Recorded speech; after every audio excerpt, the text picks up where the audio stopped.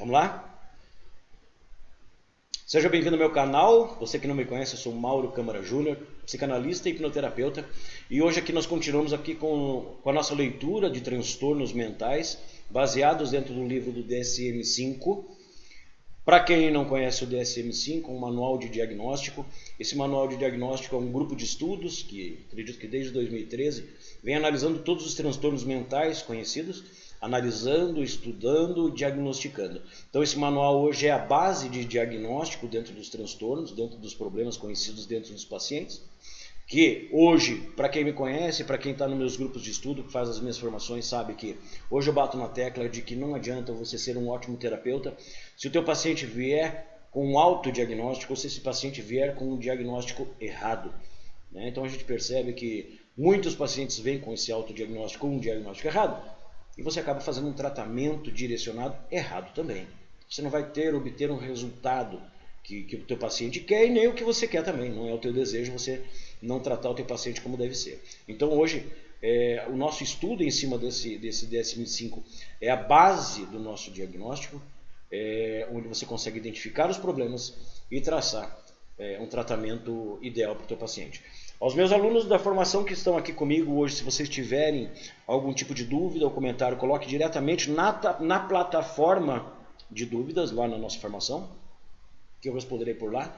Esse vídeo estará aberto ao público aqui online, tá? No YouTube. E a análise mais profunda e como fazer o tratamento ficará exclusivamente aos meus alunos aqui na formação, tá joia? Você que é terapeuta, você que é profissional dentro da área da saúde e quer se aprofundar mais, quer entender mais, quer aprender hipnoterapia, quer se aprofundar dentro dos transtornos, me procura, venha fazer uma formação comigo, que realmente é um avanço dentro das suas habilidades para que você tenha um melhor resultado. Para você que é simplesmente que está aqui assistindo, em primeiro lugar, quero pedir para você curtir minha página, dá um curtir ali e se inscreve no canal, porque os novos vídeos que vierem de todos os transtornos, que nós vamos fazer as leituras aqui, leitura e comentários, vamos comentar superficialmente, mas vamos comentar para a gente analisar e entender o que esses tópicos dentro do DSM-5 querem dizer. E os próximos transtornos, quando eu subir um vídeo, você vai ser avisado. Então dá um curtir, se inscreve no meu canal, que ajuda bastante. Tá joia? Bom, eu acho que foi dito tudo, vamos lá. Na realidade, o que eu fiz aqui, eu vou mostrar para vocês, eu tirei uma fotografia para que fique mais fácil, vocês possam acompanhar a leitura, tá? Deixa eu ver, acho que é esse aqui, ó. Vamos lá. Deixa eu me jogar aqui um pouquinho mais para cá. Beleza. Então vamos lá. O transtorno de jogo pela internet, tá? Ele está colocado, ele está inserido dentro do DSM-5 em um setor que é mais lá para o final da página, mais ou menos, deixa eu pegar meu livro aqui, mais ou menos não, esse transtorno está na página 795, para quem tiver o manual e quiser acompanhar, tá joia? Perceba que ele está colocado dentro do local de condições para estudos posteriores. O que isso quer dizer? Quer dizer que esse tipo de transtorno é um transtorno que tem sido observado, porém está em objeto de análise, porém não tem um diagnóstico ainda dito, é por causa disso, é por causa daquilo, está em análise. Lembrando que a internet em si, por mais que grande parte aqui nasceu já sabendo da internet, mas quem é um pouco mais velho não lembra da internet, lembra do processo da internet entrando dentro da sociedade, né? Então, na realidade, veja que, por mais que a gente fale de uma característica que tem acontecido nos últimos anos, principalmente pelas internets de alta velocidade, porque a internet, você fala, a internet existe já faz 20, 30 anos, maravilha. Porém, a internet era muito devagar, ela não tinha essa realidade virtual, esses jogos em primeira pessoa, ela não tinha velocidade suficiente para fazer isso. E hoje tem. Né? Então, na realidade, é um transtorno muito novo, é uma coisa muito nova que tem acontecido. Então, ele está ainda em objeto de análise. Mas perceba que, para quem é terapeuta, para quem trabalha dentro da área da saúde, seja psicanalista, seja psicólogos, psicoterapeutas, já provavelmente observou isso em consultório. Seja diretamente com o paciente ou alguém, algum familiar, filho, marido, alguém dentro do prejuízo da saúde mental dessa pessoa, ela fala, ó, puta, mas eu tenho esse problema, tenho aquele problema, aquele fulano tem aquele problema, dentro da área de jogos pela internet. Isso tem se tornado cada vez mais comum. E o DSM-5, esse grupo de estudo, acreditou que vale a pena colocar aqui, porque é uma coisa que está em evidência. Então vamos lá, vamos começar nessa leitura, tá? Em alguns pontos onde eu não achar necessário, eu vou dar uma reduzida para adiantar o estudo. Onde eu achar necessário, eu comento. E o que eu não comentar e que alguém achar necessário, bota no comentário que depois eu respondo. Valeu? Então vamos lá. Transtornos de jogos pela internet. No setor, condições para estudos posteriores. Página 795 do DSM-5, quinta edição eu estou usando. Tá joia? Critérios. O uso persistente e recorrente da internet para envolver-se em jogos, frequentemente com outros jogadores. Lembra aqueles jogos de tiro, GTAs, aquelas coisas em primeira pessoa? Levando a prejuízo clinicamente significativo ou sofrimento conforme indicado por 5 ou mais dos seguintes sintomas em um período de 12 meses. Quem me acompanha, quem estuda comigo nas minhas formações sabe que o DSM-5, para cada transtorno você tem um espaço de tempo, você tem que ter um espaço de tempo e tem que ter um X sintomas para se enquadrar dentro de um transtorno. Nesse caso aqui, tem que ter pelo menos 5 desses pontos abaixo, desses 5 sintomas, e no período mínimo de 12 meses. Ah, eu tenho 3 sintomas em 12 meses. Não dá para considerar como transtorno de jogo pela internet. Ah, eu tenho todos os sintomas, mas faz 2 meses que está assim. Não dá para considerar. Tá joia? Então vamos lá. Sintoma 1. Preocupação com jogos pela internet. O indivíduo pensa na partida anterior do jogo ou antecipa a próxima partida. O jogo pela internet torna-se a atividade dominante na vida diária. Então perceba, todos os dias essa pessoa está na internet. Ok? Nota, esse transtorno é distinto dos jogos de azar, que estão incluídos no transtorno de jogos. Então você tem dentro do DSM-5 uma análise de estudo de transtorno de jogos de azar. Aqueles poker, apostas, etc. Que envolve jogo de azar, não é? Então não dá para considerar o jogo de azar a mesma coisa que os jogos pela internet. Quando falamos de jogos da internet, falamos de jogos de interatividade, aqueles jogos em primeira pessoa principalmente, e também vocês vão perceber ali na frente que o DSM-5 está considerando transtorno de jogos pela internet quando a gente fala em redes sociais, Facebook, Instagram e etc. Tá joia? 2. Sintomas de abstinência quando os jogos pela internet são retirados. Você que não é do nosso grupo de estudo, ou não é um psicoterapeuta ou envolvido na área da saúde, se provavelmente você já tentou tirar um computador ou tirar um celular de uma criança, de um jovem que está tendo algum tipo de prejuízo familiar, você percebeu isso diretamente, né? Então você tira um benefício, você tira algo que naquele momento está servindo de prazer para essa criança, jovem, ou seja, quem for, e os processos cerebrais que retornam isso fisicamente dentro dessa pessoa, irritabilidade, ansiedade, tristeza, fica brabo, fica puto da cara, né? Então perceba que isso é uma reação. Essa reação é um sintoma de abstinência, tá joia? 3. Tolerância. Necessidade de passar quantidades crescentes de tempo envolvido nos jogos pela internet. É quase que uma adicção, né? Então perceba que hoje ele fica 2 horas, amanhã ele fica 3, depois ele fica 4 e isso vai aumentando. Tá? Tentativas fracassadas de controlar a participação nos jogos pela internet é o ideal dominante dentro do jogo. Tá? 5. Perda de interesse por passatempos e divertimentos anteriores em consequência exceção dos jogos da internet. Com exceção dos jogos da internet, perceba. A gente não está falando que ele trocar de jogo, né? Nós estamos falando jogar um peão, jogar uma bola, peão, tem gente que nem sabe o que é peão aqui, né? Jogar uma bola, ir assistir um filme num cinema, passear, dar uma volta, não começa a deixar de fazer essas coisas para ficar cada vez mais tempo na internet, ok? Tópico 6, sintoma 6. Uso excessivo e continuado de jogos pela internet, apesar do conhecimento dos problemas psicossociais. É normal, nós percebemos isso dentro de pacientes, Ele percebe o problema, ele sabe que o problema existe, ele sabe que aquilo está fazendo mal, mas mesmo assim ele vai. É uma droga, né? 7. Engana membros da família, terapeuta ou outros em relação à quantidade do jogo pela internet. Quem participa dos meus estudos, das minhas formações, sabe que existem vários transtornos onde o próprio cérebro, a nível de proteção, ele faz com que a pessoa se torne hábil em mentir, né? Então ela mente para que ela possa, em primeiro lugar, se proteger, porque ela sabe que ela está fazendo uma coisa que não é em benefício próprio, ela sabe que está fazendo mal, e ela acaba mentindo para que ela possa manter aquela situação. Tá? Vamos para a próxima página, página 796, sintoma 8. Uso de jogos pela internet para evitar ou aliviar um humor negativo. Sentimento de desamparo, culpa e ansiedade. Isso é foco depois de tratamento. Tá?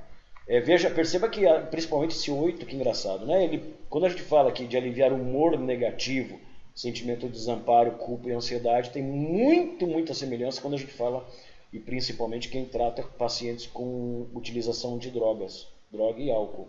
Né? Sintoma 9. Coloca em risco ou perdeu um relacionamento, emprego. Coloca em risco ou perdeu um relacionamento, emprego ou oportunidade educacional ou de carreira significativa devido à participação em jogos de azar. Tá? Então perceba, quando esses jogos eles começam a colocar em risco ou perde relacionamento, emprego, estudo, carreira, isso é sintoma. Tá joia? Nota. Somente os jogos pela internet que não são de azar estão inclusos nesse transtorno. O uso da internet para atividades requeridas em um negócio ou profissão não está incluso. Então perceba, a partir do momento, poxa, eu estou passando 10 horas do meu dia no YouTube estudando. Isso não quer dizer uma adição ou não quer dizer que você está com um transtorno de jogos. Jogos é jogos, ok? Nem é pretendido que o transtorno inclua outros uso recreacional ou social da internet.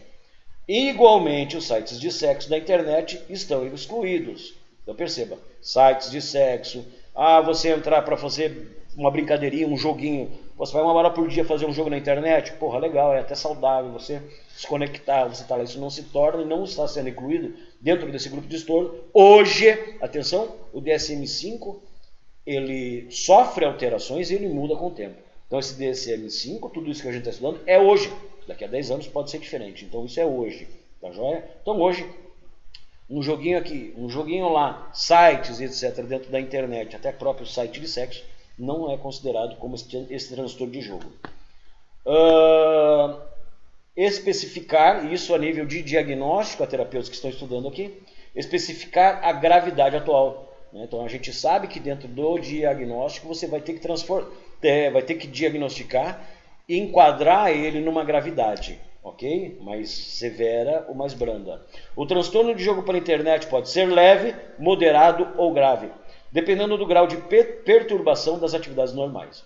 Os indivíduos com transtorno de jogo pela internet menos grave podem exibir menos sintomas e menor perturbação em suas vidas. Aqueles com forma grave do transtorno terão mais horas passadas no computador e perda mais grave de relacionamentos e oportunidades na carreira ou na escola. Normal, para quem está aqui comigo sempre já sabe, a forma de analisar, né? Leve, moderado ou grande, está bem claro. Subtipos, não existem subtipos ainda associados dentro desse grupo de estudos em relação ao transtorno de jogos. E agora, muito importante, seja você terapeuta ou simplesmente você que está navegando, as características desse diagnóstico. Lembrando, essas características, esses sintomas, você pode de alguma forma até perceber dentro do teu ambiente, porém a partir do momento que você identifique alguma coisa dessa, você deve procurar um profissional. Não faça um autodiagnóstico, nem chegue a um terapeuta falando, eu sei. Não. Manda lá quem for, seja você ou seja quem for o foco da atenção, manda fazer uma análise, um processo de investigação para fazer um diagnóstico como deve ser. Características diagnósticas. O transtorno do jogo é atualmente o único transtorno não relacionado com substância proposto para inclusão junto aos transtornos relacionados a substâncias e transtornos aditivos do DSM-5. A gente falou ali atrás agora, né? É muito parecido com droga. Todas as reações em relação, todos os sintomas e reações em relação ao transtorno de jogos são muito semelhantes à adição de substâncias. Muito semelhantes. Tá? Entretanto, existem outros transtornos comportamentais que apresentam algumas semelhanças com os transtornos por uso de substâncias. E o transtorno de um jogo, para quais a palavra adição é comumente usada em contextos não médicos. É a única condição com uma literatura considerável é o jogo compulsivo pela internet.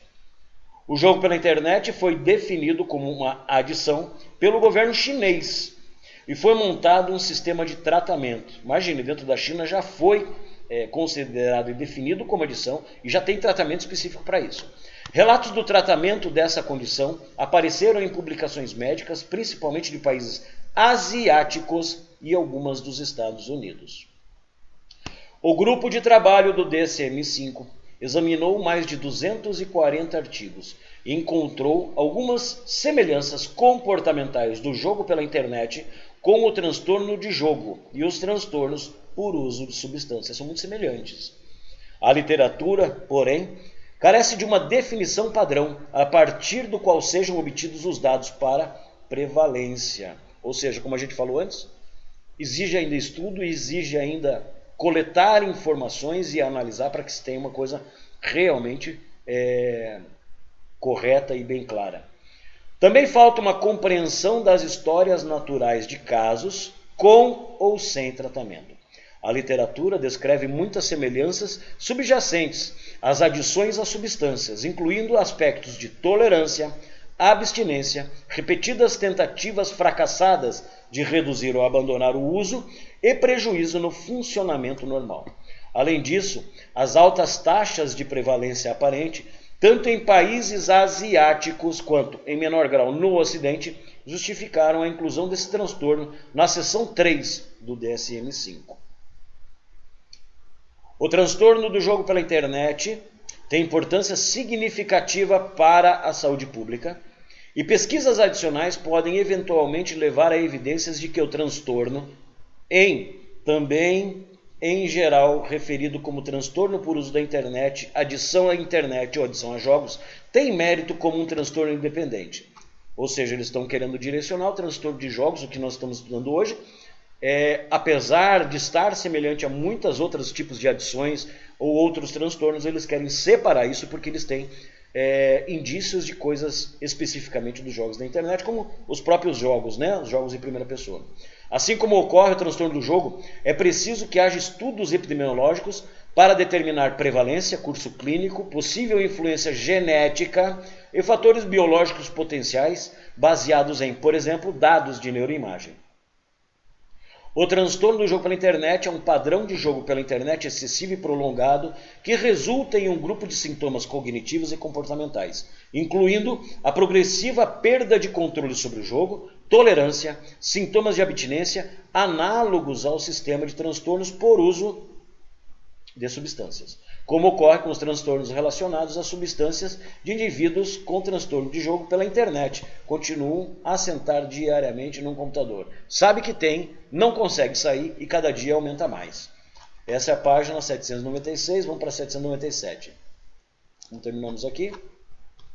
A se sentar diante de um computador e assim envolver em atividades de jogo, apesar da negligência e outras atividades. É o que falamos anterior. Eles geralmente dedicam 8 a 10 horas ou mais por dia a essa atividade e ao pelo menos 30 horas por semana. Caso sejam impedidos de usar um computador e retornar ao jogo, se tornam agitados e revoltados. Frequentemente, permanecem longos períodos sem se alimentar ou dormir. Obrigações normais como escola ou trabalho ou obrigações familiares são negligenciadas. Essa condição é separada do transtorno de jogo envolvendo a internet, porque o dinheiro não está em risco. Lembrando que é o que diferencia disso dos jogos de azar, né? A característica essencial do transtorno do jogo pela internet é a participação persistente e recorrente em jogos pelo computador, em geral jogos em grupo, por muitas horas.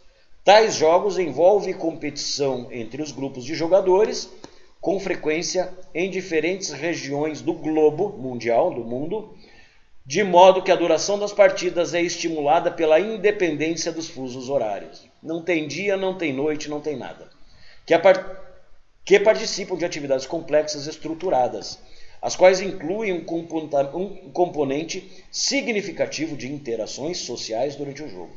Aspectos de equipe parecem ser uma motivação-chave. Tentativas de direcionar o indivíduo para o trabalho escolar ou atividades interpessoais encontram forte resistência. Assim, os objetivos pessoais, familiares ou vocacionais são negligenciados quando os indivíduos são questionados. Principalmente, razões mais provavelmente dadas para usar o computador serão evitar o tédio, né? O tédio do dia a dia, do cotidiano, em vez de comunicação ou em busca de informação.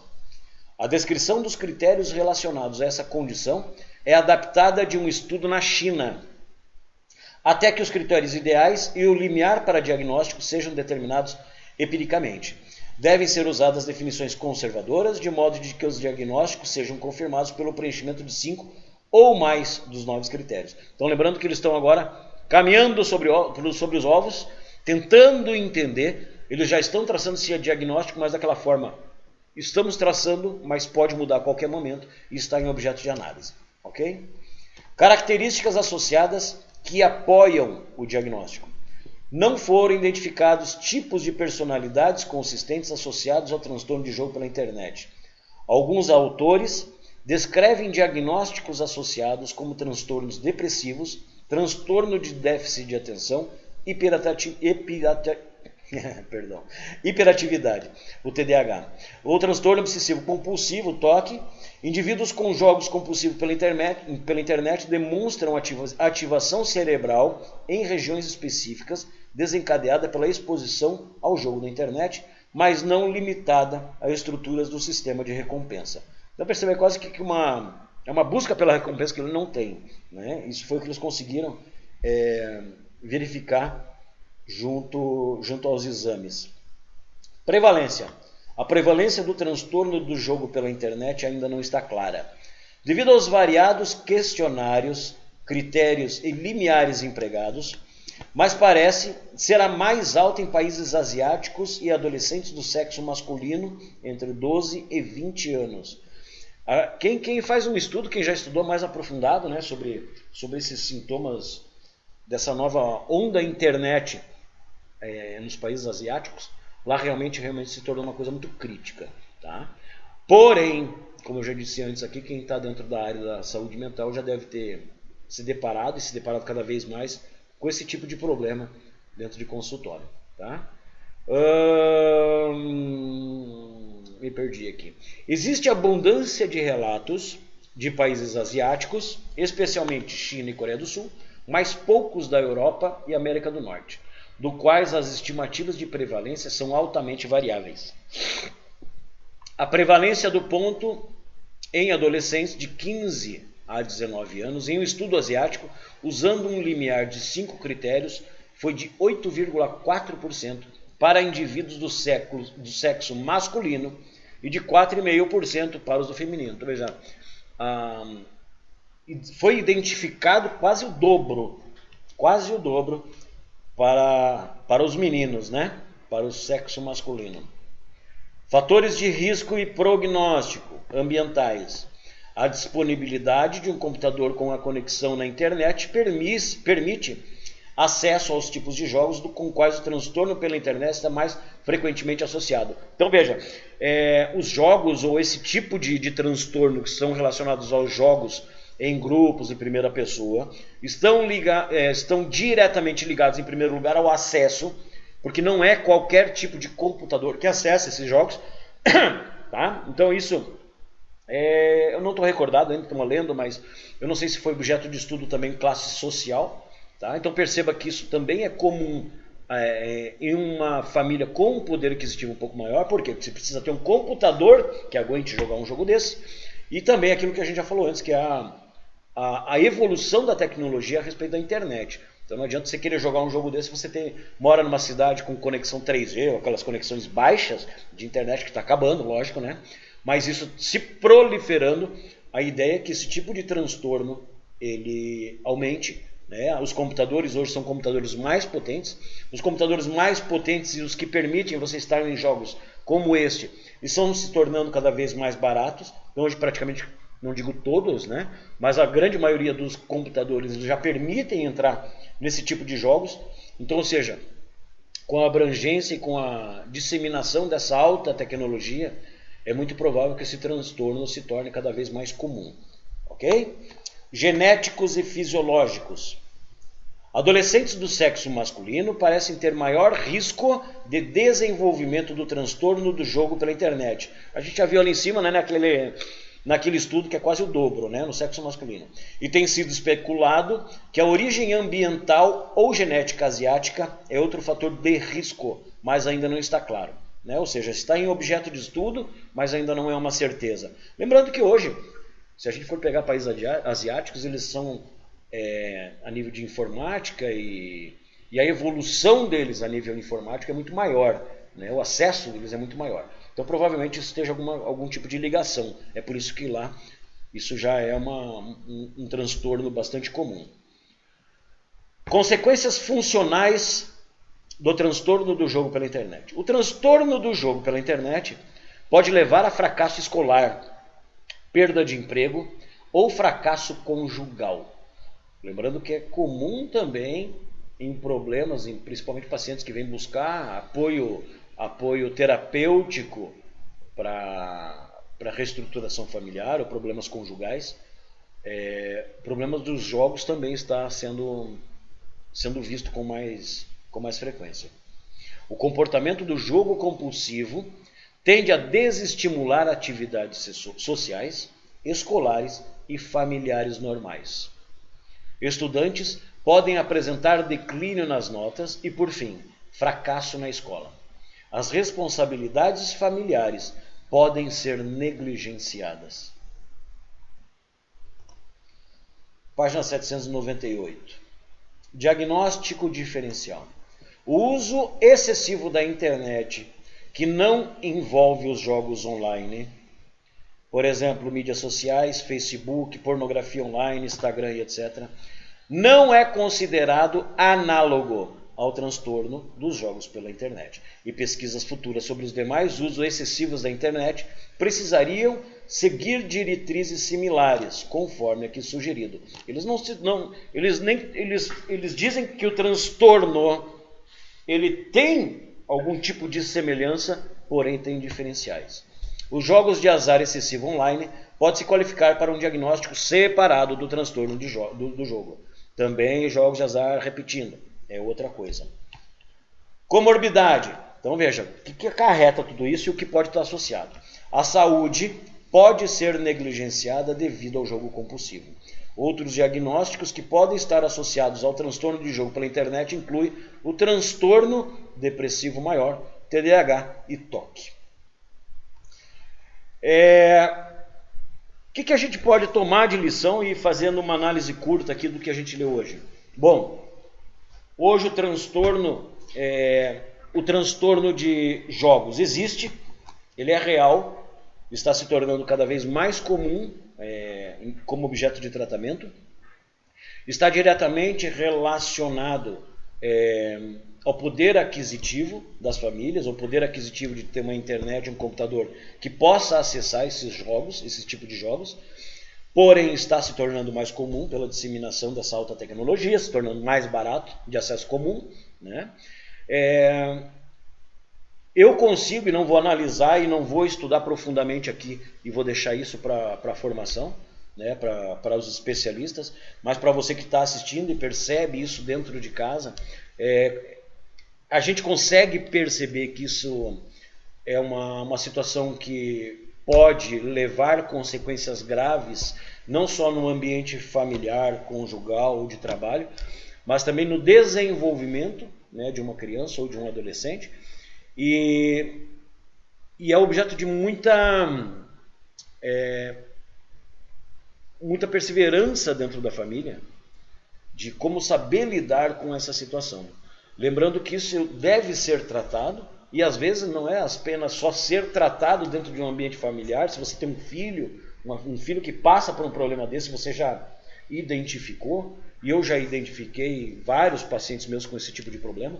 Então hoje as pessoas, né, os pais têm problemas internos relacionados com o desenvolvimento do filho, né? E ele consegue detectar isso no filho. Muitas horas no jogo, daí já começa a perder a escola, ficar mal nas notas e assim por diante. Deixar de fazer coisas familiares. Então perceba que quando você vai tratar um paciente desse, não é só o paciente a nível familiar, só o paciente ou só a criança que passa pelo problema que você tem que tratar. O problema não está só na criança. O problema também é na forma com que é conduzida todo o ambiente familiar, a educação e o pulso firme dos pais em relação à criança.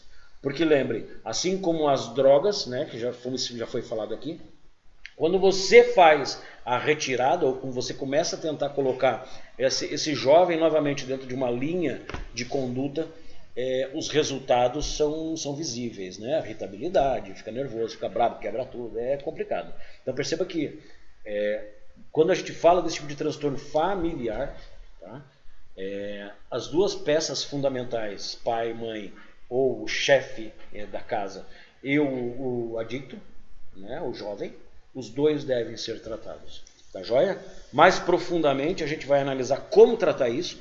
Aos meus alunos aqui, na próxima aula vamos ver formas de atuar dentro de psicoterapia. Vamos falar principalmente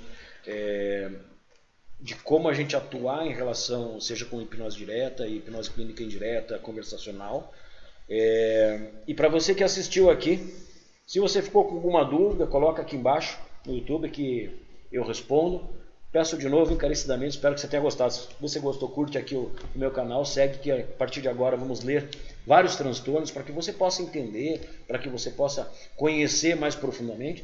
Você que trabalha dentro da área da saúde, quer se aprofundar mais dentro de hipnose clínica, seja hipnose direta, hipnose indireta, conversacional, eu tenho as minhas formações, me procura que eu te direciono para o que você precisar. Tá joia? Espero que vocês tenham gostado e eu espero que você venha sempre assistir os nossos próximos vídeos. Tá bom? Obrigado e até a próxima.